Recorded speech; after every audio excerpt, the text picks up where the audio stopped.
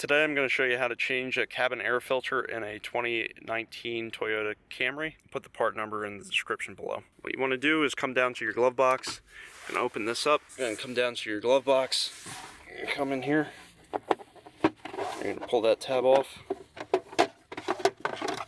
You're going to have a cover here. You're going to squeeze these on each side, and then you're going to pull them out.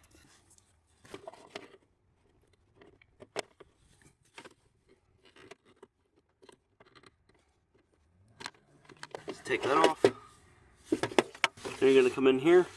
You're just going to pull this out. Alright, so as you can see, this is dirty. I'm going to pull this out. Now, it's always good to get an idea of which way the direction is. So basically, the air is coming from the top and going through the bottom. And if you notice, it'll say put this up, put this up. So we'll make sure that it looks the same on the next one. This one says airflow. Again, airflow goes down. So this one says up.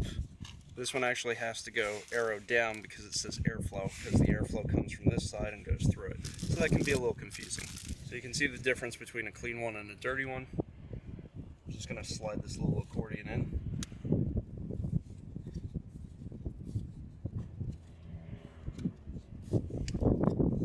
And that's all back in place. Alright, now we can reinstall the air filter. Now we just need to push this back in. Alright, make sure that's back and flush. Now we gotta snap these back in place. Just snap both sides in, and you're good.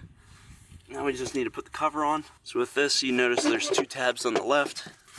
I'm gonna slide those in first. Alright, and then we're gonna push in the right-hand side, and that snaps in place.